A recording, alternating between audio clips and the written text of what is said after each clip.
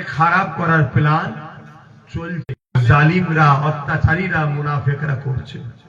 যেমন একটা বক্তব্য সামান্য ছোট্ট করে কেটেছে, আব্বাস সিদ্দিকী বলছে টিএমসি কে ভোট দিলে ঈমান চলে যাবে। শুনেছেন আপনারা? তাহলে ওইটুকু তো বক্তব্য আমার নয়। আমি এর আগেও বলেছি, পরেও বলেছি, পুরোটা দেওয়া দরকার তো নাকি? পুরোটা দেয়নি কেন? পুরোটা দিলে সবাই জেনে যাবে সত্যি টিএমসি কে ভোট দিলেই ঈমান চলে যাবে। ওই জন্য পুরোটা দেয়নি, এবং পুরোটা দিলে আব্বাস সিদ্দিকীকে বদনাম করা যাবে না, এজন্য শুধু ওইটুকু কেটেছে, কেটে ছড়াচ্ছে। আমি বিষয়টা একটু খোলাসা আপনাদের কাছে করতে চাইছি। করার অধিকার আছে তো নাকি? কেন আমার নবীর উম্মতকে আমি তো বলবো মদ খেও না, চুরি করো না, চোরের সাথ দিও না, মাতালের সাথ দিও না, এটা বলবো না? বলবো না? আমার নবীর উম্মতকে তো আমার বলার অধিকার আছে। কু আনফুসাকুম ওয়া আহলিকুম নারা, নিজে বাঁচো, নিজের আহালদের বাঁচাবার চেষ্টা করো। আমার ভাই, আমার বাপ, আমার মা, আমার বোন, আমার তো অধিকার আছে দেখে বুঝা ভাই কি।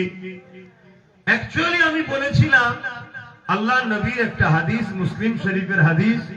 আল্লাহ নবী বলছেন অন্যায় দেখলে হাত দিয়ে রোকো, যদি হাতে যদি রুখতে না পারো তাহলে মুখ দিয়ে অন্যায়ের প্রতিবাদ করো, যদি মুখ দিয়ে প্রতিবাদ করতে না পারো অন্তর থেকে ঘৃণা করে দূরে সরে যাও। এই অন্তর থেকে ঘৃণা করে যারা দূরে সরে যায় এদের ঈমানটা রাসূল বলছে বড় দুর্বল, কিন্তু আছে ঈমান, বেঈমান নয়। অর্থাৎ অন্যায় দেখলো হাত দিয়ে রোকো, যদি এই গুণ না থাকে মুখ দিয়ে প্রতিবাদ করো, যদি এই গুণ না থাকে অন্তর থেকে ঘৃণা করে দূরে সরে যায়। তিনটে গুণের মধ্যে কোনোটা যদি না থাকে তার মধ্যে ঈমান নেই। এটা হচ্ছে রাসূলুল্লাহর হাদিস, মুসলিম শরীফ।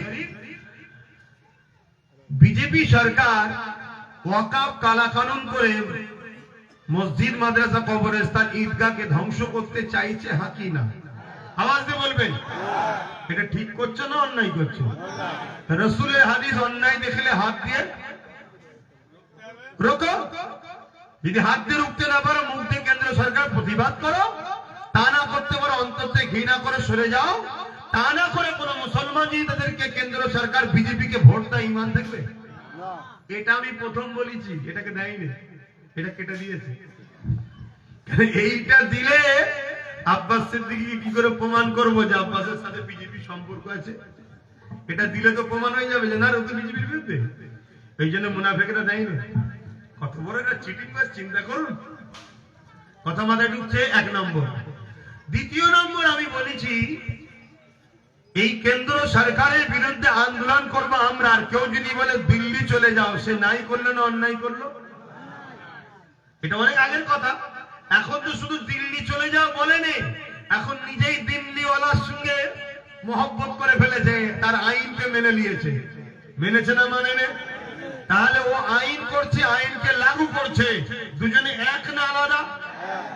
তাহলে ওকে ভোট দিলে ওর কি বলে, ওর বিরুদ্ধে যেমন অন্যায় দেখলে রুখতে হবে, এটা অন্যায় না অন্যায় নয়? রুকা দরকার আছে না নাই? রাজ্য সরকারের বিরুদ্ধে হাত দিয়ে লড়তে হবে, যদি হাত দিয়ে না পারেন মুখ দিয়ে প্রতিবাদ করতে হবে, তা যদি না পারেন অন্তর থেকে ঘৃণা করতে হবে। তা না করে কোন মুসলমান যদি এই ওয়াকফের দুশমন রাজ্য সরকারও একে যদি ভোট দেয় তার ঈমান থাকবে? আমি এটা বলেছি। আমি বলেছি কি কোরআন শেষ হয়ে যাবে কেউ যদি বলে, সে ঠিক বললো না অন্যায় করলো? তাহলে তার বিরুদ্ধে হাত দিয়ে লড়তে হবে না? হবে না? মুখ দিয়ে প্রতিবাদের দরকার আছে না নাই? অন্তর থেকে ঘৃণার দরকার আছে না নাই? তা না করে তাকে যদি কেউ ভোট দেয় তার ঈমান থাকবে? আমি এটা বলেছি। এগুলো বলার পরও আমি বলেছি, এরপরও তোমাদের যদি কেউ মনে হয় যে না সবই ঠিক আছে, এরপরও একে দরকার, যদি দরকার যদি হয় তোমাদের কোন মুসলমান, আমার দরকার নেই, আমার এদের কাউকে দরকার নেই, আমার জন্য আল্লাহ রসুল যথেষ্ট, আলহামদুলিল্লাহ। তাহলে এদেরকে ক্ষমা চাইতে বলো, একে বলো যে আমি যা বলেছি দিল্লি চলে যাও, বা আইন সাপোর্ট করেছি, বা কোরআন শেষ হয়ে যাবে, বলা ভুল করেছি, আমায় ক্ষমা করে দাও। শুনছেন তো নাকি? আমি এটাও বলেছি, কিন্তু সে সব কিছু দেয়নি, শুধু দিয়েছে এইটুকু। আব্বাস সিদ্দিকী বলেছে টিএমসি কে ভোট দিলে ইমান চলে যাবে বলে একজন বুজুর্গ সাথে আমার ওয়াজকে সেটিং করেছে। তিনি বলছে ভোট দেওয়া যাবে, আমারটা বলছে দেওয়া যাবে না। আরে বুজুর্গ যার কথা বলছো তিনি কবে বলেছিল ভোট দেওয়া যাবে? যখন এ কোরআন শেষ হয়ে যাবে বলেনি। যখন বলেছিল 10,000 মাদ্রাসা দেবো তখন বুজুর্গ বলেছিল যদি ভালো কাজ হইতে। কিন্তু অনেকেই ভোট দিয়েছিল, এখানে অনেকে আজকে ভোট দিয়েছে, দিচ্ছে না তাইনি? এই কথা বলেন। কিন্তু আজকে জিজ্ঞেস করো তো দেবে কি? আজকে জিজ্ঞেস করো, কোন ইমানদার বলতে পারে না দেবো। আজকে জিজ্ঞেস করলে একটাই কথা বলবে, আর না এ মুকুড়ির মুখ আর দেখবো না। বলবে না? বলবে না কেন? আমার কোরআন শেষ হয়ে যাওয়ার কথা বলেছে। এ মসজিদ মাদ্রাসা ওয়াকাফের দুশমন, অতএব 7 দিনে ইমান থাকবে না। শুনছেন তো নাকি? আরেকটা কথা, কেন্দ্র সরকার জালিম হ্যাঁ কি না? জোরে বলে। রাজ্য সরকার জালিম হ্যাঁ কি না? দুর্গাপুরে বোলডুজারতে মাদ্রাসা ভাঙলো, যে মাদ্রাসা ভাঙে ও কি আল্লাহর ওলি না জালিম? তাহলে রাজ্য সরকার জালিম না জালিম না? আল্লাহ নবী বলছেন কেউ জালিম জানার পরও কোন মুসলমান যদি তাকে সহযোগিতা করে শক্তিশালী করার দরুন, আল্লাহ রসুল বলছে সেই ইসলাম থেকে বেরিয়ে যাবে। মেসকা শরীফের হাদিস, যে ইসলাম থেকে বেরিয়ে যায় তার ঈমান আছে? আমি তো এইগুলো বলেছি। এতে আবার কিছু মোল্লা মৌলী সাহেবের অ্যালার্জি হচ্ছে, তাহলে জানতে হবে ও মুনাফিক বেঈমান এদের কাতারে। শুনছেন তো নাকি? কথা তো আর আমার বাপের বলিনি, কথা তো আল্লাহ রসুলের বলেছি। যদি মনে হয় না আপনি ভুল করছেন, ভুল বলছেন, তাহলে আসেন না। আমি তো রোজ বলছি একটা ব্রিগেডে ডাক দেন, উভয় পক্ষ যায়, আপনি সরকারের মৌলী সাহেব হয়ে আসবেন। আমরাও দেখব, আমরাও দেখব আজকের আবু বকর, আজকের হতভাগা আকবরের দালাল কারা। আমরাও দেখব আজকের ব্রিটিশদের দালাল কারা। আজকে আমরাও দেখব এজিদের দলে কারা। কি সেদিনে এজিদের দলে মুফতি মৌলানা হাফেজ ছিল না? ছিল না? 13,000 ছিল। কত? 13,000। আমার হোসাইন পাক মাত্র 72 জন। 25,000 লোক নিয়ে এসছে হোসাইন পাকের বিরুদ্ধে লড়াই করবে। এই 25,000-এর মধ্যে 13,000 ছিল হাফেজ আলেম মুফতি মৌলানা। শুনছেন তো? তাহলে হাফেজ মুফতি মৌলানা দেখে কুরবানি হয়ে যাওয়ার ব্যাপার নেই। দেখতে হবে কোন কাতারে, এজিদের কাতারে না হোসাইনের কাতারে, এটাকে দেখতে হবে। আজকে এজিদ আছে না নাই? এজিদ কাকে বলে? যে জুলুম করে, যে অত্যাচার করে, যে বদমাইশ, যে লম্পট, যে শরাবি। আমাদের রাজ্য সরকার কি শরাব ব্যবসা করে না? করে না? কথা বলে। এতে এজিদ, এই কথা বুঝছেন না? বুঝেন না? তাহলে এজিদের সাথ দিয়ে আর তুমি মৌলী সাহেব বলছেন হোসাইনি, এটা মুনাফিকি নয়?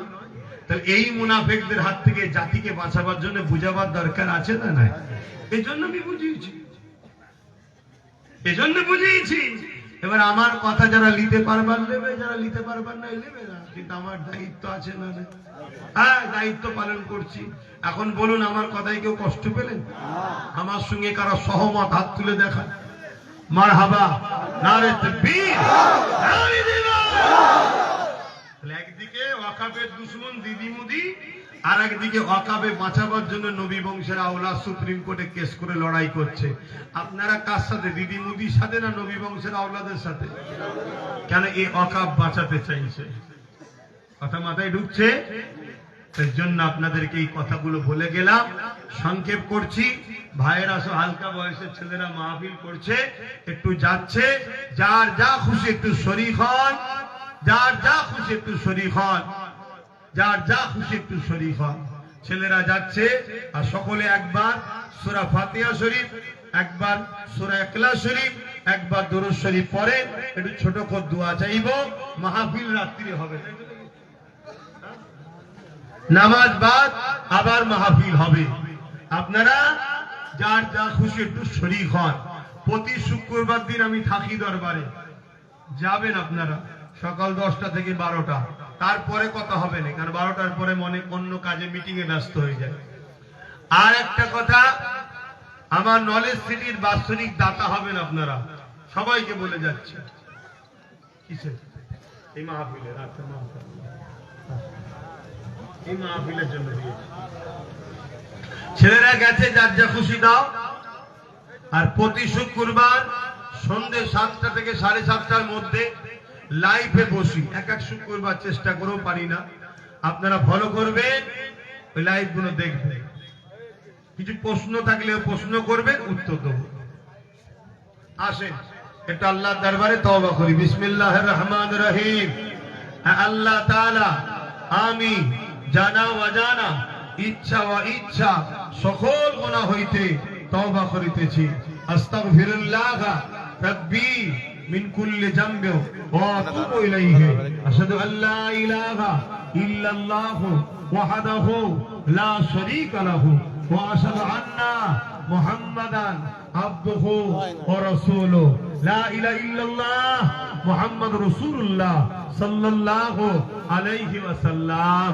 5 ওয়াক্ত নামাজ পড়বেন, একবার রোজা রাখবেন, বাপ মার খেদমত করবেন, হালাল খাবেন, হারাম থেকে দূরে থাকবেন, বড়দের সম্মান, ছোটদের স্নেহ করবেন। মনে রাখবেন, আপনারা যে এক হচ্ছেন না, এই খবরটাও জালিমদের কাছে আসে না নাই? আপনাদের একটাকে টুকরো করার জন্য জালিমরাই দেখা যাবে, তাদেরই দলেরই সূরাতে সকলে হয়তো মুসলমান, তাদেরই লোক, তাকে হয়তো আমাদের সামনে পাঠিয়ে দিয়ে মুসলমানকে টুকরো করার প্ল্যান করবে।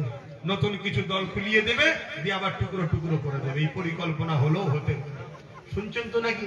একটু সাবধান থাকবেন, কারণ আল্লাহ নবী বলেছে, পাহাড় সরে গেছে বিশ্বাস করো, মানুষ পরিবর্তন হয়েছে সহজে বিশ্বাস করো না। আজকে হঠাৎ করে কেউ মুসলমান হয়েছে, ভালো কথা, আমার দলে এসেছে, ইসলাম কবুল করেছে, ভালো কথা।